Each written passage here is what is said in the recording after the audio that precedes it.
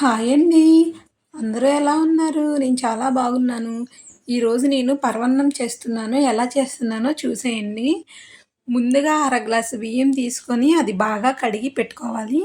గ్లాసున్నర water ఏసుకొని అలానే పాలు కూడా పోసుకోవాలి.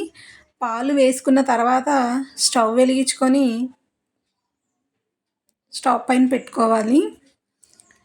అది అడుగు పట్టకన్నా బాగా కలుపుకోవాలి. ఈ పరమాన్నం చాలా టేస్టీగా ఉంటుందండి. మా అమ్మాయికి చాలా ఇష్టం. తన కోసమే చేస్తున్నాను. మధ్య మధ్యలో అలా కలుపుతూ ఉండాలి అడుగు పట్టకన్నా. ఈ పరమాన్నం ఎంతమందికి ఇష్టమో కామెంట్ చేయండి.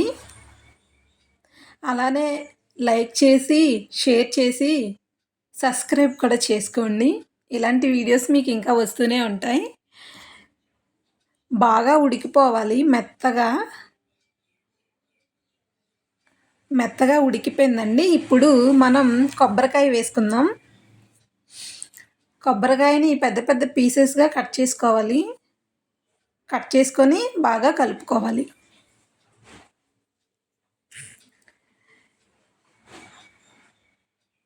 తర్వాత మెత్తగా నేను గ్రైండ్ చేసుకున్న బెల్లం వేసుకుంటున్నాను. అందులోనే 2 ఆలుకలు కూడా వేసుకొని బాగా గ్రైండ్ చేసుకొని వేసుకుంటున్నాను. తొందరగా కరుగుతుంది కాబట్టి. బెల్లం అలానే వేస్తే తొందరగా కరగదండి. నేనైతే మిక్సీ చేసుకున్నాను. దాని తర్వాత బాగా కలుపుకోవాలి. బెల్లం అంతా కరిగే వరకు కలుపుకోవాలి. అడుగు పడుతుందండి. అడుగు కూడా పట్టకన్నా చూసుకోవాలి.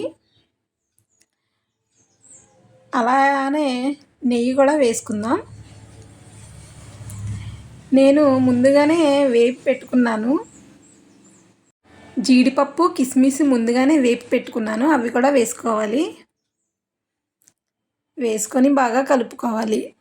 అడుగు పడుతూ ఉంటుందండి. బాగా కలుపుకోండి.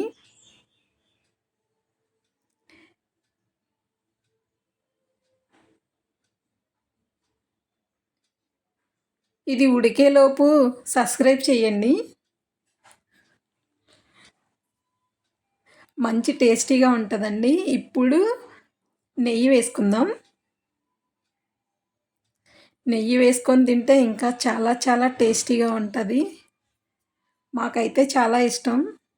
ఎప్పటికప్పుడు చేస్తూనే ఉంటాను మా అమ్మాయి కోసమని.